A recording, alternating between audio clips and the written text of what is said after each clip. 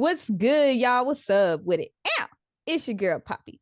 And I'm Joanna, but you can call me Joe. And you're tuned in to Girl, Let Me Tell You. Girl,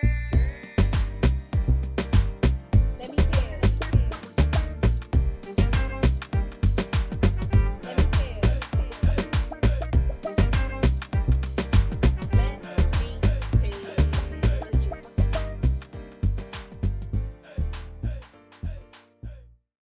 So, question of the day. I want to know, how do you turn obstacles into opportunities? Girl, that is a question if I ever heard one before in my life. One of Indeed. these songs for me that serves as inspiration when I face an obstacle and I know that I need to turn it around, or I know that there's like opportunity to, I turn on Level Up by Sierra. Because I think a lot of the way that we look at life and grow through life is all based on your mindset. And so I try to, like I said, feel these feelings. But baby, day 2, step 1, step 2, step 3, step 4, actionable ways that I can take this, learn from it, flip it, and reverse it. Why am I on the Sierra Missy Elliott train right now? But yes, that's what it is. Period. I love that. And I would agree too. I think for me, it's all about perspective. If you see something as an obstacle, it's going to forever be an obstacle.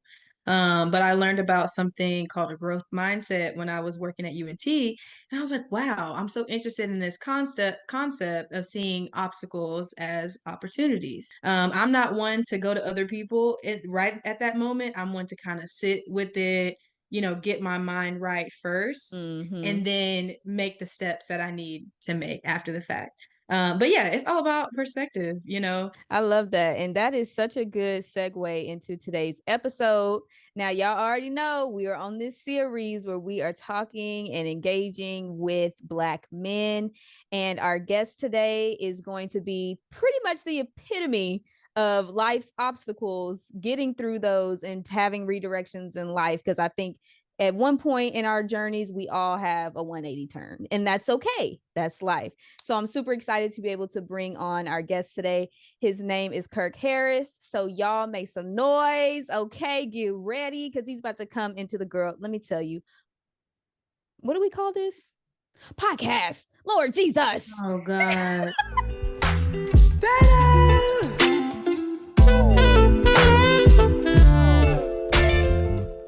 Hey y'all, my name is Curk Harris, also known as Country Vibes on social media. A little bit about me: I am from Hill, Texas, small country town, little 45 minutes south of Waco. Yeah, I just like fishing. You'll catch me doing a lot of things outdoors. When it comes to fishing, hunting, shooting pigs, hogs, whatever. That's what you'll catch me doing on my free time. So nice to meet y'all, I guess. Okay, he's a Welcome. hunter. We are so excited to have you on the Girl Let Me Tell You podcast. One thing that you did not mention about yourself that we know and that we're about to tell the Girl Let Me Tell You community is that before he was fishing and doing all the things, he was a little basketball star, right? I guess you could say that, something like that. Not too many people know that side, so yeah. Well, we want to uncover a little bit more about, your experience in basketball, what that looked like when you went, because you played on the college level, correct? Yes, ma'am. Okay, yes. Oh, you ain't got to man me, but thank you. But we definitely want to kind of get into that a little bit and just hear about your experience with basketball. What was that like? How long did you play? Give us all the tea, honey. We want all the tea. It started out with my pops. He kind of introduced me at an early age. I want to say I first picked up a basketball maybe around the age of 3. And he kind of like just introduced me to it. So from little dribblers to playing Fairfield to playing everybody around, the surrounding areas. That's where it started. And it led to, high school, getting recruited and all of that. But fun fact is, though, like I did come out of high school not having any offers. Like the offers that I did have, 2 of my coaches, one left and then the other one retired. So it led me to go junior college to Dallas for a little bit. And once I left Dallas, I ended up playing some ball at Oklahoma Wesleyan. Ended up going 33-4. Got a college ring, conference ring, and made like the March Madness tournament and all of that. So it was pretty fun. This man's being very nonchalant about these accomplishments. No, but seriously. I think we should celebrate that. Yeah, I got a ring. Conference, in the March Madness. I was just, I'm 33-4. Right, March Madness, did a little that, okay. did a little this. Y'all want me to go further in detail? Where can I start?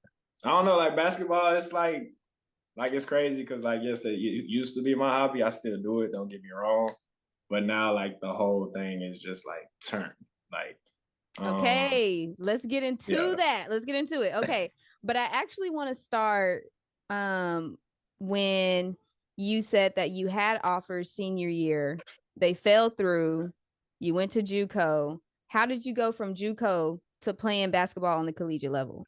So I went to a junior college in Dallas, which was fun. It is like junior college is very like cutthroat. Like I think first time we had practice, it was maybe 40 dudes in the gym. And the oldest one being maybe like 30. And I'm an 18-year-old kid at the time. Yeah, like that's what they don't tell you. So it was kind of like cutthroat. Like I said, like I want to say out of maybe that 30 team, whatever roster, maybe only 3 of us continued and actually went to like a university to play. That is insane numbers. It's crazy. I'll tell a lot of the youngsters, like unless you like really working on your game, like really rethink like if you want to play sports. Cause I was, I guess you can say like a big name back home, but in college you just another dude, And what you want or what you can't do, they're gonna guarantee you it's a dude who's 6'6", 6'7", who can do the exact same thing as you. So you gotta learn how to like separate yourself. Interesting story. What y'all don't, a little bit of fun fact before I get into my question. The people need to know. Curk played at Mejia High School, and where me and Poppy are from, we was rivals. Okay, so we weren't into them like that. Anyways, but yeah, he was a big name around those parts. But I wanted to say, based on your story, which is the first time I'm hearing of that, which is pretty cool. I definitely feel like you had to go through that in order to get, those rings in Oklahoma. Like that was kind of like the outcome of all the hard work that you put in. But I understand based on like your experience, and I can speak from personal experience, like when you have a plan, and especially when the plan is planning, everything's lining up. It only takes that one thing to mess it up. And for me, it really takes a shot at my confidence sometimes. So as an athlete, do you feel like that kind of took a shot at your confidence? And if so, how did you go about, rebuilding that? Man, it was tough. So my pops actually sat down and talked to me because I ain't gonna lie, like in high school I cried. Like when the coach called me and told me like there wasn't a scholarship anymore, like I cried. I was telling like other schools like Sam Houston, all of them, like, hey, I'm committed. And this is personal, but like pops really sat down and talked to me and told me, he was like, hey, like me and mom's like we're not in the financial statements, like pay for your school. So like it's either you can go be an athlete and like earn a scholarship, or like you're gonna have to really sit down and think about life and what you want to do. So like I said, I went JUCO for 2 years, paid for that myself, but then after that, my second year ended up getting a full ride scholarship to go to, the next level and play. So it did hurt my confidence. I was down for a little bit, but just knowing like, there is a light at the end of the road. And I guess that's kind of like what pushed me to be like that type of athlete. But like I said, it is somewhat a competitive side too, because like I said, you do have teammates, but at the end of the day, all of y'all are competing for a spot. That's another way to look at it too. It's like you're not just there, like, because like especially if you're playing a sport that you love and a sport that you have like done your entire life since you're 3 years old. Like at the end of the day, you enjoy the sport and you want to play it, but there's still a politics behind it. Because like you said, you want the scholarship, you want the money, you want the spot on the team, so you can not only keep playing but also pay for your school. And a lot of people don't realize that, like, cause you see a lot of high schoolers and even college dudes now, like, committing and they like, yeah, I got a 4-year, whatever, 400,000. Like, no, bro, that's not the case. Like, you go in 1 year and mess up 1 year, you're gone. Like, it's cutthroat. Like, that 4-year degree, not promised. Right. Like, you really, like, every day you got to earn that spot. And like I said, if you don't, somebody else going to be in your shoes that next season because that scholarship is done. And so how did you handle when you got to Oklahoma Wesleyan? How did you handle the stakes there? Because I know you did have like an injury at some point in your basketball career. So like, how did that feel for you to kind of still, like Joanna said, facing all these obstacles, still fight for not only your spot, but just for your ability to go to school and continue like pushing through that? Can you share a little bit about that too? That was honestly probably like the lowest point in my life. Because like I said, I earned a full ride scholarship and I only really witnessed like, I guess 4 months of it. Cause I got down there in August, was playing or whatever. But by December, like I couldn't even see. Like I was walking around with an eye patch on. Came home for Christmas break. We athletes, so we only get like maybe 5-6 days. Crazy. Again. Look at you. Yeah, that's it. 5-6 days. That's all we got. Lord Jesus, thank you for not taking me that route. Amen. Yeah, that's it. So I came back to my head, whatever, and then I went back to Oklahoma. I had like a little stomach bug when I got back. And I went to my doctor, got some medicine or whatever. And the third day I ended up going back to Oklahoma. We were heading to Missouri Southern, I think. And I wake up, and like trying to turn my alarm off. We got to get on the bus. And I can't turn my alarm off. I'm like, what's going on? And then I tell like my roommates at the time, I was like, hey, bro, like, can you walk me to the trainer? Like, I think I'm tripping, whatever. Wait, like you couldn't turn it off? I get over there. Couldn't see to turn it off? Couldn't see. I seen 2 phones. And, I'm thinking like I'm just sleepy. So I'm like, hey, take me to the trainer real quick. So my roommate walks me to the trainer. And I tell him, I was like, hey, man, you may think like I'm tripping, but like I see 2 of everything right now. And, like athletes, like I said, cutthroat. He was like, man, like, shut up, bro, get on the bus. I'm like, all right, like, bet. No, what? Real talk. Like, this is a true story, I promise you.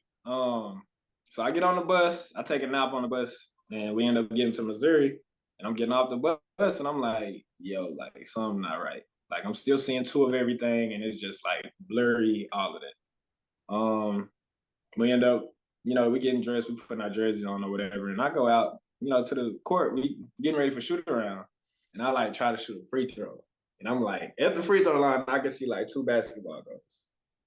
And I'm just trying to shoot in the middle. And I was like, yeah, bro. So I get back, I call my pops. And I'm like, hey, pops, like, come get me. I don't know what's going on. I basically can't see nothing. Long story short. My trainer ends up calling me back up. And he was just like, hey, like, have you been taking any medicine? Like, whatever. So I show him like the medicine that I was taking, and like it had blindness as a side effect, blindness, blurry vision, and double vision. And at that time, I had 2 of the 3 symptoms. So this happened in December. So from December to March, I seen 12 doctors. I didn't play anymore. I seen 12 doctors. And nobody really knew. And I think 12 doctors within like 5 states, nobody knew what was going on. And I lost weight. Like I said, I'm 6'2", bro. I got down to like $150, like stressing, like not eating, not worried about nothing. I ended up meeting up with one doctor in Killeen, Texas. Doctor, what was his name? Doctor whatever, I don't know his name. But he ends up getting me like a steroid shot or whatever, and basically like fixing my vision from what 15 other doctors didn't know what I had.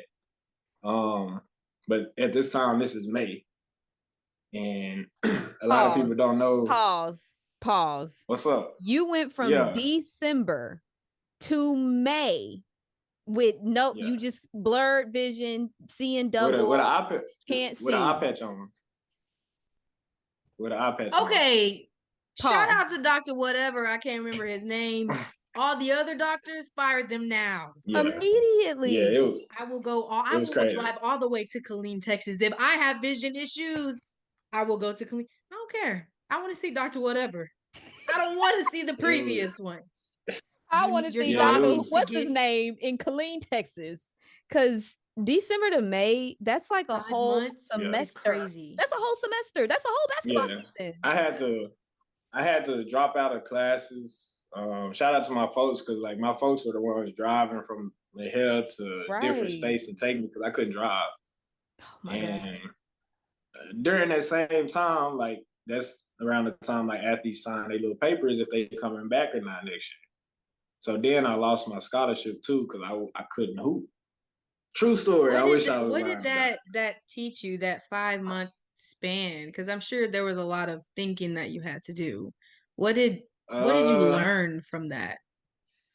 I felt bad because a lot of the times, like up at night, like I said, I really wasn't sleeping. So I'd just be like looking at other, people who had the same condition as me. And it sucked because like most of them were like 60 years old, and they were, still dealing with it or just now getting it. And at the time I was maybe 19, 20.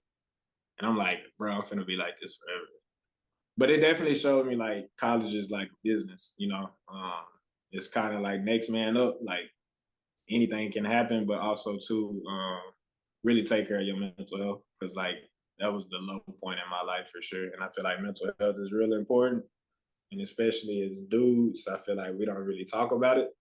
Because even with me, like during that time, like people ask me, like, "Hey, bro, you good?" I'm like, "Yeah, I'm straight." Like at the end of the night, bro, I'm like leaving my dorm, Knowing like, good and well you was not straight. Crying, Lies. like 3, 4 in the morning. I'm in the car just crying, bro. Like knowing like I'm finna be like this forever, and no more hooping. Like any jobs, they gonna have to be cool with me having an eye patch, because like that's just who I am now, So yeah, I lied. Like anytime people ask me, I'm lying. Like, yeah, bro, I'm straight. Like, don't worry about it. But like at the end of the day, when everybody sleep, I'm in the car just like falling. Like not trying to call my mama or my pops. So I'm just like dealing with it. But I feel like mental health, especially like on the dude aspect, like we don't try to open that up because we don't want to be like weak or whatever you want to call it. But that kind of took a stand to like now, like I feel like that's like really important, like main priority. This is almost bringing me to tears, like just thinking about it for real. Yeah. Like that's crazy. I mean, like, look at you now. Just like the vulnerability that you just showed in telling us this story is like moving me, because I can't even imagine having to have gone through what you did in that short/long amount of a time, and feeling like you're kind of losing everything that you worked so hard for. And oh my God, first of all, thank you for sharing, because that is a phenomenal experience that is kind of rare. And your ability to A, talk about it, and B, also share what you learned from that in a way that is so like real and raw is like super beautiful. So just thank you for sharing, because that is amazing.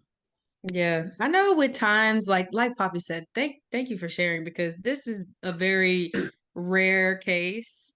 And what you said about looking into other people's stories and comparing your age to theirs, and their experience, though it was similar, they were kind of at a different point in their life. I know when we compare our journeys to others, it can be very discouraging. And I can imagine going through something like that. I know in moments when I've experienced not similar things, but things of that nature, like where I feel like I'm working so hard, but I'm not seeing the benefits of it.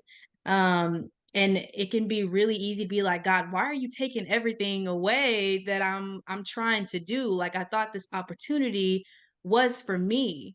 For me, I found it can be kind of hard to pray like positive prayers in those moments when everything is so negative. So what was that like for you? Your prayer life? Like, what did you ask God about? What did you cry to him about? Like, what was your prayer? God, get me out of this. Like, what's up? Like, I thought I was supposed to be ball is life. Right. I guess it's not life. Like, what's going on? What's going on? Is ball life or not?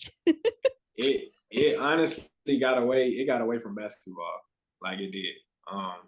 Like I used to look at it like, like basketball is everything. Like then it just got to a point to where it's just like God, I just want to be able to like see my kids or like, like just see. Period. Because like I said, I was an athlete, but it was at a time where I was getting help, like just going downstairs. Have you ever tried like going down the stairs with just like one eye like closed? Try it.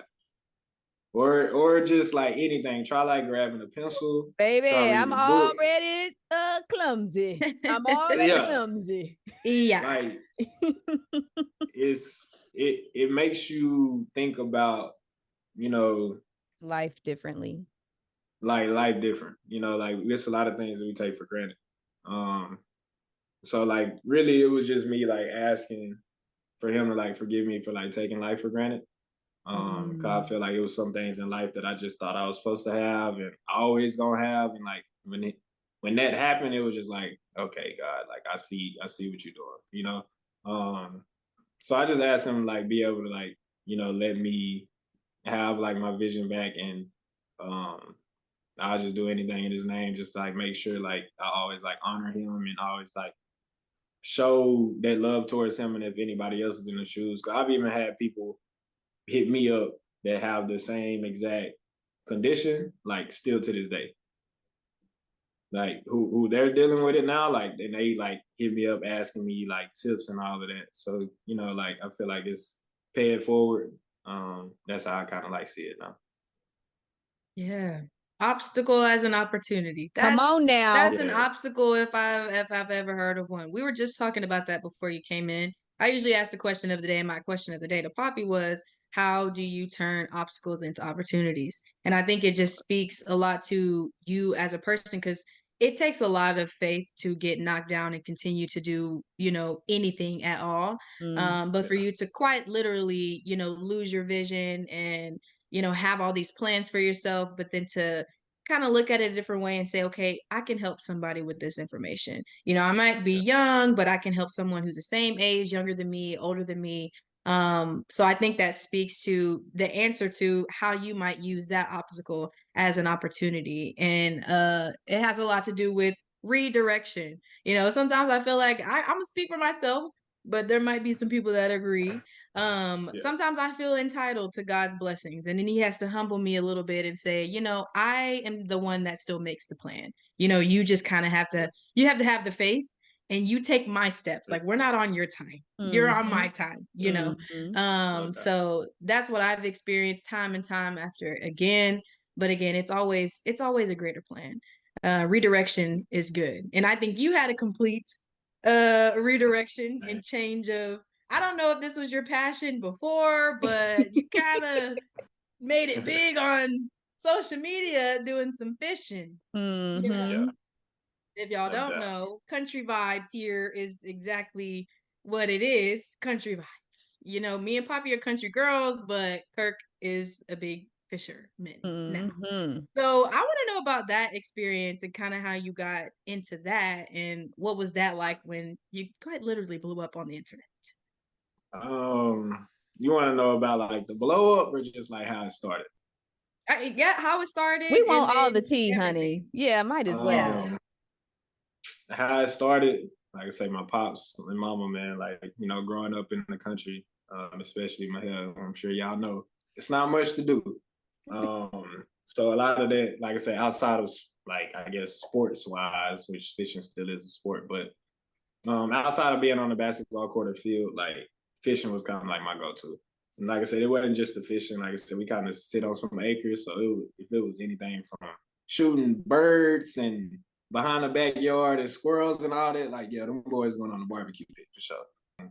But that's just my pops, though. Like I said, he kind of grew up in that age where it was just like anything besides like raccoon, I don't do all that. But like anything with 4 legs, that boy can go on that skillet. So just getting that lifestyle. Home country vibes. Yeah, it just is what it is. I love it. I did want to let people know though, like I wasn't doing it for clout. I didn't really care about clout. Still don't care about it to this day. I don't. Mine was more so about for memories. Like I wanted to be able to show like when I do have kids or when I do have grandkids, like, hey, like this is what we were doing at y'all age, you know? Um, and making it on YouTube was like kind of like a big thing because I feel like YouTube isn't going to go anywhere for that time. So it's more so about just being able to have the memories and, you know, when we 50s, 60s, laid back with the boys, like we can go back and just watch them videos, you know, because we all got them aunties and uncles be like, back in my day, we used to like, I'm not trying to do that. Like, I'm trying to be like, if you really want to see, like, go type in country vibes real quick and like, you'll see what we were doing, you know? I think it's something so special about growing up in the country because all of us we grew up in the country. We're from the For country. sure. For sure. Me and Poppy don't, strap on the boots and go out fishing after we get off of work, Yeah. or Yeah. anything like that. But we are still country girls at heart. Yeah. And I know I have so many special memories growing up as a kid, like me and my siblings playing outside, throwing rocks at each other. Like everything in the country is just so intimate, especially when you're from a small town like where we're from. Mm. Right. Community is such a big thing, and fishing is very big in the country. Like it's such a big thing. Yeah. So have you been able to see, or I guess grow a sense of community with the people who engage with you online, or is it still kind of difficult because of that like weird social media bridge? It's different because everybody has different types of fishing, you know. Just like you got your country people and your city folk. Like city folk probably don't know what cops and robbers are at the games, but I guarantee you, if you ask Right, anybody, right. We used to if you stay ask playing that. anybody, real talk from a hill Mhm. or Fairfield, they gonna know what you're talking about, you know. Yeah. But you ask somebody in the city, they be like, man, what is that? You know, like they don't know anything about it. Same thing with fishing, like down here in Texas, like, you know, we kind of known for the alligator gar, but nobody else has them. But if you go to Florida, man, they catching peacock bass, all of this, so and so, you know. So it's definitely a community, but it's also like a competition as well. But it's a fun competition though, you know. Yeah. Florida doing their thing right now though. I will say that. Like Florida got a lot of fishermen out there that's really like popping right now for sure. That's real. Well, everything's bigger in Texas. She better show them how Yeah. it's done. And I mean, Oh real yeah. Okay. big, baby. If y'all ain't seen these fish that Curk is catching, y'all need to go to Country Vibes right now because they be like 6 foot tall. I mean, crazy. And he be 100,000 all up in the pounds. rivers with that mud. And like Joanna said earlier, baby, you just gotta get dirty with it sometimes, okay? Yeah, Mhm. for But sure. it's too much for me. I'm a country girl now, but look, I like a little city vibe. Okay. I mean, Mhm, we're gonna just a have to little put bit. y'all. We're gonna have to bring y'all on the show and just like really like just show y'all like what it's like. I think y'all would like it. Like I said, y'all country girls. Like if y'all was city, I'd be like I don't know, but Oh my God, it's the um, girl. Let me tell you, podcast gonna go fishing. Joanna, I think we should Look, do I'm it. down. We can have a I'm little down. vlog moment. So this whole like episode that you have shared your time in basketball, you share fishing. One of the biggest constants in that has been my pops. And that yeah, is so sweet and near and dear to me. And maybe that's just because I'm a parent. But I think now that you're in this space where you're able to just kind of do your hobby, have fun with it, showcase it, I still see like a lot of videos with your dad and you fishing, and he'll oh come yeah, on and be like, this is what I caught. Hey, everybody, don't know right. nothing about social media, but kind of like you said, you're using it as an outlet to be able to come back to and see those memories. So I think my question here is, what do you think, or what's the biggest blessing or even lesson that you've gotten from not only your dad but your mom as well, because it sounds like they've really Man, been big like people in your life for you, and I love that. So like, what's your biggest takeaway in this point in time from man. having parents along for the journey? Pops, it's so many. Like it's so many because like I said, he was kind of doing the coaching thing before I was born. Like he was coaching, you know. So like I feel like every day is a lesson with him because I always learn something. But his biggest thing you'll always hear him saying is too is just like, you know, treat people how you want to be treated. And also like as a man, like always like stand behind your word, you know. You got a lot of people nowadays who, you know, they'll say something and be like, yeah, whatever. You know, like we all got that person be like, hey bro, I'm gonna call you right back. Never hear from that person, you know. But Pops, he's just firm behind, like, if you say something, like, do it, and kind of like be a man behind like what you say, but also too like he's big on like treating others and putting others first because he feel like God always gonna like take care of you. You know, people like I don't know. That's just Pops, man. I could say a lot about him. Like I just love my Pops, bro. He sets the example. You know, not just for me, like for others too. Um, then my mama, that's the OG. Nicest person you'll probably ever meet. Countryest girl too though, because she was out there shooting them squirrels and stuff with us, and then cooking them up. I But love it. just them two together, like that combination, kind of like they were kind of like the founders of Country Vibes. Just them being from small towns and making the best of it. 'Cause like I said, we don't come from a lot of money. We don't, but they just make the best out of any situation. And that's why you're gonna continue to see their faces all over it. Cause like I said, they kind of built the foundation for Country Vibes for sure. And they definitely instilled that energy into you too, just making the best out of whatever comes at you. Because I feel like just from the whole story, you were able to just continually press and turn it around. And okay, we're gonna go this way, we're gonna shift that way. Okay, well, I might be down right now, but I might not be down tomorrow. So I'm gonna go to tomorrow and we're gonna keep going. And I love that you were so verbal and willing to be like, yeah, my mom, yeah, my dad. Yep, they did this. Yeah, they came. It's just beautiful. It's just beautiful. It's good. It's a family thing. Family is important. I feel like family is a big part of, I feel like anywhere, but especially in the country, it's just something about it. Like if you're from the country, especially from a small town, then you just get it. You just get it. It does hit different. It hit different. It hit different. No shade to the city people, but I'm just saying. Yeah, we still mess with y'all for sure, but it's different, bro. It's different. It's different. You just don't know. Well, I have one last question for Mr. Country Vibes. I want to know, just out of curiosity, what's been your greatest catch thus far? I caught a 6'9" alligator gar. That wasn't my biggest. I've caught a 6'10" before. I haven't hit the 7-foot club, but I caught a 6'9" and she was 39 inches at the girth. So that mean like pants wise, she was 39 inches. Yeah, big girl for sure. I would say that's probably been my greatest catch. Cause that was a full like 30-minute fight.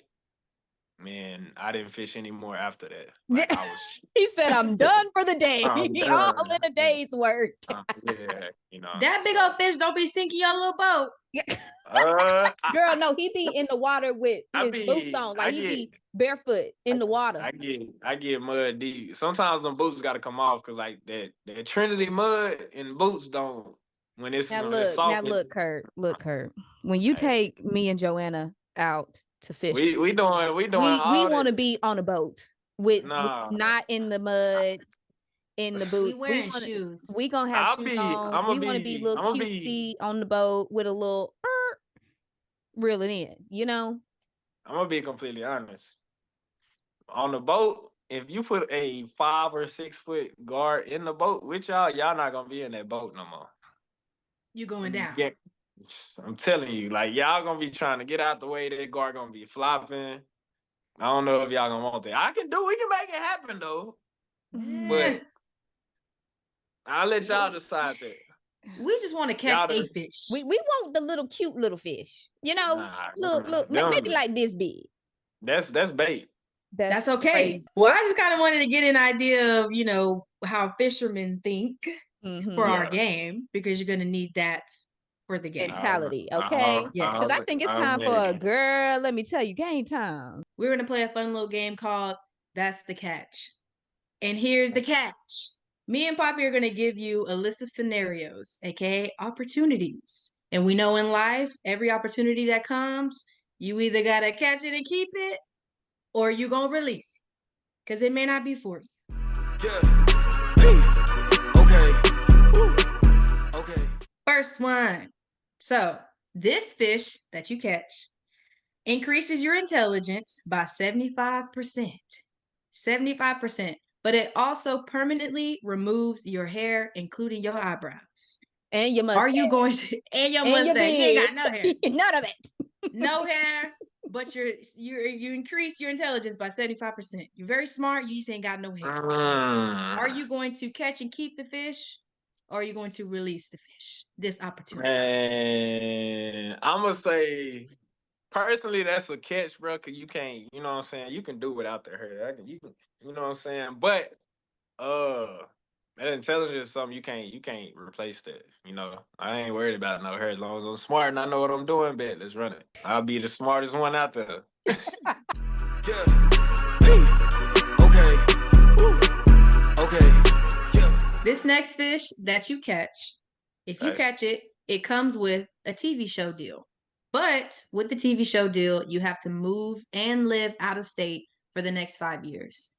If you catch and keep the fish, you get the TV show deal, but you got to move and live out of state for the 5 years. You catching it, keeping it, or you gonna release it? Is this opportunity for you? Moving out of state. I don't know. I'm gonna text him for sure. Oh, that's tough. TV show do sound nice though, but I'm a Texan. I'd rather travel. So I think the right answer is to release it. Correct? Yep. Yeah. I'm a Texan. I'm a diehard Texan. I'd rather travel, but to move, nah, because I feel like people are gonna be looking at me different. Like I don't know. You know what I'm saying? I wear my boots 24/7. So like I don't need like, bro, where you from? Like, nah, bro, I'm from Texas. Like real talk. Like I'm from Texas, man. So no, I'm gonna release that one. Okay. Cool. Okay. I think I will release it too, because I'm very much a homebody. Okay. I don't mind a little travel experience. Now, Poppy over here, she likes to be ripping and running. Joanna, I'm good where I'm at. Baby, Yeah, I I don't even know catch where and I'm keep at. so quick. Y'all, what? Look, Kurt, people, listen up to what I'm about to tell you right now. I think I called Poppy one time, and this girl said, I'm in Mexico. What? You where? Girl, I'm in Mexico on a cruise. Okay. Yeah, real talk. Baby, I Okay. be gone. I really was expecting both of y'all to be like, oh, catch a key. What? It's just 5 years and you get a whole TV show deal? Just. Okay. This next fish that you catch, if you keep it, then you are always yelling. You're always screaming, top of your lungs. Every time you talk, you're yelling. Okay. If you release it, you're always whispering. Never louder than a whisper. It's very much hush. It's very much quiet. This is what this fish gives. Are you catching and keeping and you yelling? Or are you catching and releasing and you whispering? Oh, I think it'll be a whisper because I'm not really a yelling type of guy. But I feel like, I don't know, whisper, I feel like, it's like, speak up, bro. Like, like I can see that. The rest of your life, they be like, what? Yeah, but I'm not a yeller though. Like, for me to be like yelling, I got to be mad or like competing about something, Other than that, I'm kind of like, so I'll say whisper. That's my honest answer. So I'll release that one. Okay. Interesting. All right. I'm the opposite. Me too. We loud. Yelling? Yeah. Really, it would only be like one volume level up. Literally. Truly. So no big change there. Yeah. No change. Yeah, we kind of so loud. I'm gonna keep it. Yeah, I would keep that one too. Yeah. Hey. Okay. Woo. Okay. This fish offers $1 billion to be locked in a room for 10 minutes. But when you leave that room, you will either be 10 years in the future or 10 years in the past. Are you going to catch and keep this fish and take a chance? Or are you going to catch and release? What? Catch and keep, for sure. I'm good with 10 years before. It's a little scary, but 10 years back, no doubt. Tell me if I'm wrong. Would that include everything that we talked about today? You would relive everything that we talked about today? That's within that 10 years. That's within 10 years. Absolutely. So you would start, I would start would you be? over. 15? I'm 20. 27, 17. Yes, sir. 17. You would redo that? For that bread? Yeah. No doubt. Low key. Low key. Yeah, for that bread, what? Yeah, that's A true. million. It don't matter. Take me back right now. Yeah, You I ain't move no different when you fool got to now. struggle with $1 billion in your bank account. What? $1 billion is crazy. $1 million is a lot. I would have did it for $1 million, but $1 billion? I'll walk back. I'm gonna take that chance. Like, Cool. what y'all doing? That's the question. What y'all doing? You know what? I thought I was gonna be, all reasonable and say I'm a release. There's so much uncertainty. Yeah. But let's be real. That $1 billion. He kind of put it into perspective, didn't he? You really did. I don't want to be no Okay. fool. Okay. So I'm gonna take the money. Well, I appreciate your perspective on that's the catch. I think it kind of speaks a lot about opportunities when they come, having to think through it and whether or not it is for you. Because essentially, that's all we're trying to do in life is make the best decision for ourselves. So, yay! Yeah. Hey. Okay. Woo. Okay. Yeah. Well, all right, y'all. That's all we have for you on today's episode of Girl, Let Me Tell You. To Curk, again, I just want to say thank you so much for coming on this episode, sharing your story and being vulnerable with us. It means so much. To Joanna, thank you for coming on this wild ride with me and being my podcast host. And of course, we would not be here without all of you guys, our listeners and watchers out there. We love you so, so much. Of course, and y'all know the conversation does not stop here. Be sure y'all tune in every other Friday at noon on Spotify, Apple Podcasts, pretty much anywhere you get your podcasts. And make sure you subscribe to our YouTube channel at Girl, Let Me Tell You Podcast. I appreciate y'all for having me. I had fun. We'll catch y'all next time on Girl, Let Me Tell You.